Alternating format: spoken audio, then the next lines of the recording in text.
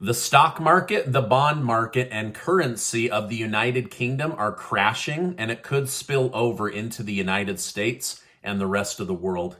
China and or Mexico are leading a direct attack on the children of the United States, and you must warn your children and grandchildren. Also, the United States or CIA could be behind the Nord Stream pipeline sabotage attack, according to one Danish foreign minister. Thank you so much for giving these videos a like. Please share this video with your kids and grandkids. It could save their life.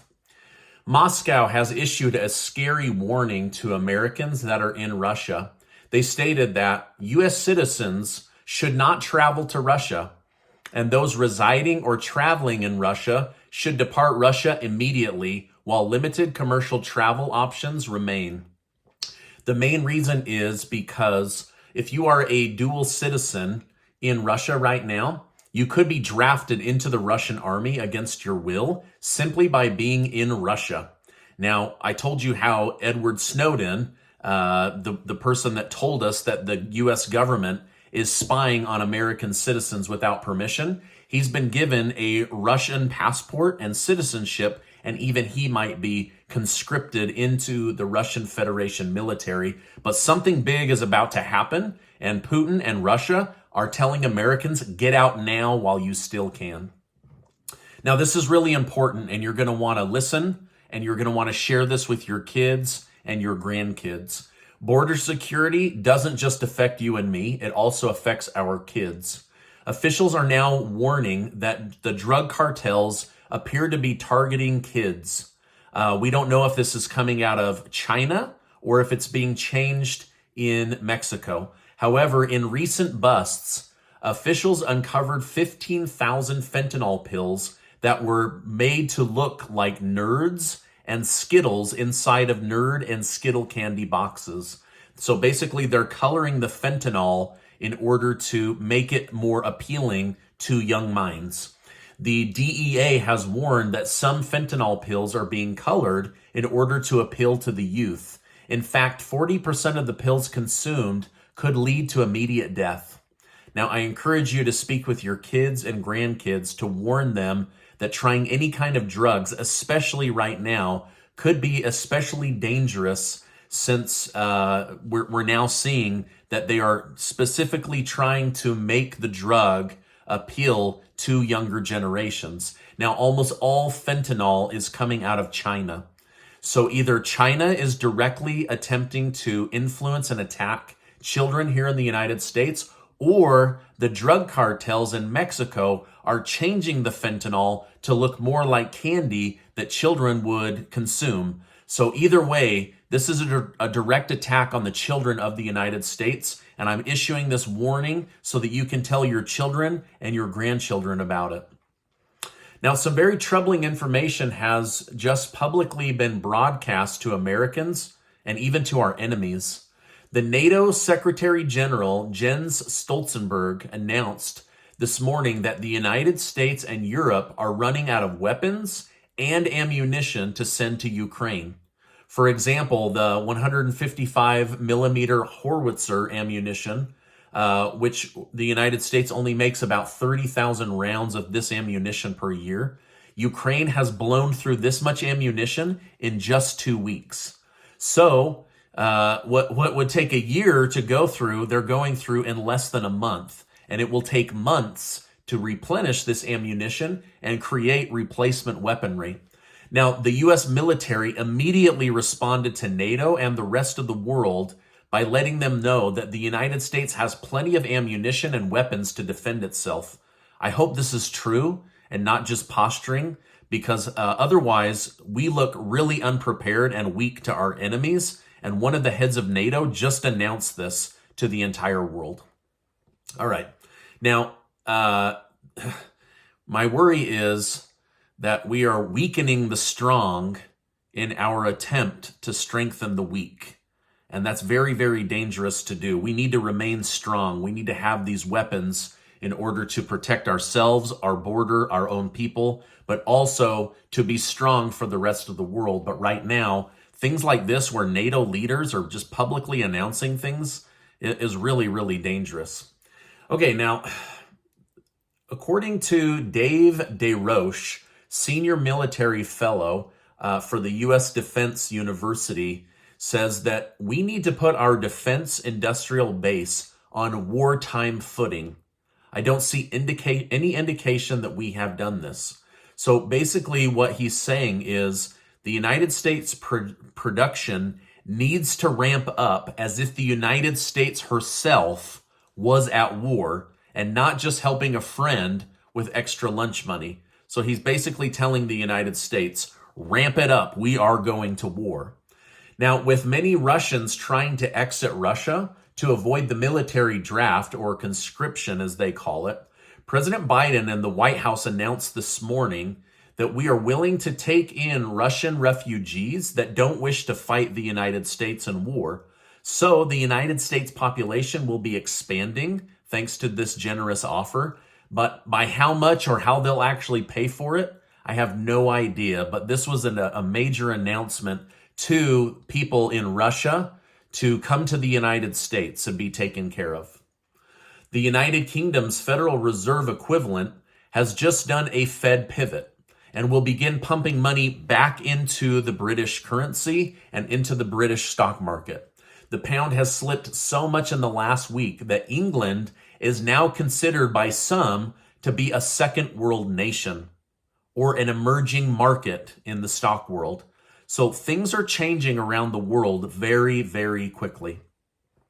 Meanwhile, here in the United States, the stock market is flashing green today, with many stocks on the rise despite the bad geopolitical news around the world. Perhaps they see the United Kingdom's Fed pivot as foreshadowing of the U.S. Fed pivot that Wall Street has been hoping for all year long. The Dow Jones, the S&P 500, and the NASDAQ were each up close to 1.5% on the day as of the filming of this video. However, the price of oil rose by 4% per barrel. So hopefully this one doesn't stick, because none of us want to deal with higher gas prices at the pump right now. Biogen stock jumped like crazy today on new data showing that the new drug is having a major positive influence on people dealing with Alzheimer's. So their stock was up like 37% in one day. Speaking of stocks, House Democrats have finally put forward legislation that would ban members of Congress from holding and trading stocks or other investments. This move is largely due to demands for fairness between politicians and regular everyday citizens. Currently, politicians can use the insider knowledge they have to buy and sell stocks and other assets, giving them a major advantage over people like you and me that don't have this insider information. In simple terms, many believe that politicians should not be able to make money by voting for a specific bill that would benefit the company they just dumped millions of dollars into. The bill, if passed, would also ban spouses and dependent children of members of Congress from trading as well. If the bill does not get enough votes, it could be an indication that Congress did not want it to pass, even though the American public, the majority of us, want something like this to pass. If it doesn't pass, then the public needs to up the pressure on Congress to make this happen. But what do you think is going to happen? Do you think the people that vote themselves a raise during a pandemic are going to somehow magically vote themselves the inability to make millions of dollars while in office? Let me know your thoughts in the comments down below. Excuse me. The United States has now opened talks with Denmark regarding the 2 natural gas pipelines that appear to have been hit with explosives earlier this week. While leaders in other nations have already argued that the Russians are responsible, the United States says they are not going to jump to conclusions about who may have done this. Poland's prime minister was one of the most blunt regarding the situation and said, "We can clearly see that this is an act of sabotage, an act that probably means a next step of escalation in the situation we are already dealing with in Ukraine." However, here's where things get a little bit slippery.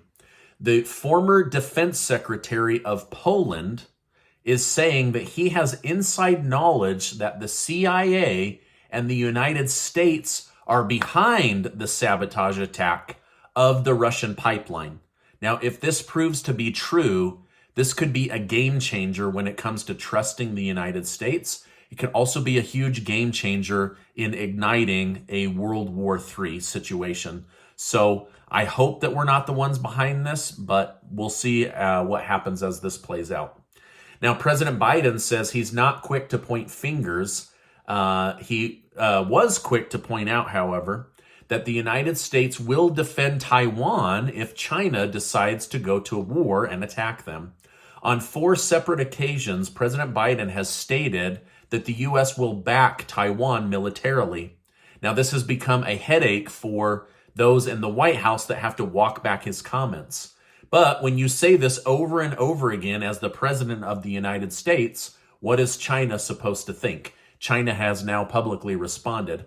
Chinese Foreign Minister Wang Yi has stated, any scheme to interfere in China's internal affairs is bound to meet strong opposition of all Chinese, and any move to obstruct China's reunification is bound to be crushed by the wheels of history. Now, I don't know what that means, but essentially they're saying we will retaliate if you interfere in our war against Taiwan and the reunification of China and Taiwan. Well, I think Xi Jinping might be courageous enough to attack Taiwan. However, I've been reading from many economic analysts and experts that if they do, this act alone will be the single thing that kills China's economy within 1 year. Basically, think of the sanctions we put on Russia placed on China, and then deals pulled out from China. It would collapse China very, very quickly. So Xi Jinping is going to have to think very hard before he makes a move with the Chinese military. Hurricane Ian has continued to intensify and has now been upgraded to a Category 4 hurricane. Ahead of the hurricane making landfall, Republican Senator Bill Cassidy has warned the strategic petroleum oil reserve is at a 37-year low due to the Biden administration's use of this in order to lower prices. Cassidy then accused the Biden administration of draining the United States strategic reserve to get votes and not necessarily to strengthen the country. So, each party continues to blame each other, but this is the newest thing in the news right now. However, Republicans say if they are able to get back into office, that they will encourage American drilling. And if they take the White House back in 2024, things will ramp back up quickly and America will become a dominant player in the energy arena. So anyway, that's many years from now. What we need is action that lowers the price of gas and inflation now. They need to do something that affects it now. Now, this is my update for today. As I know more, I will definitely come on and share more with you. Again, share this with your kids and your kids' kids about the fentanyl thing. This is deadly serious. This is the #1 killer of people outside of heart disease right now. So I wanted to share this information with you. Now, before you go, take 20 seconds to go sign up to be one of the winners of the $6,000 cash giveaway that Casey and I are doing. 20 of you are going to win $300 in cash. You can spend it however you want. We're excited to give that away thanks to generous video sponsors. Now, before you go, I want to remind you that you are amazing. Make sure to check out this video and get subscribed to the channel, and I will see you on the next video.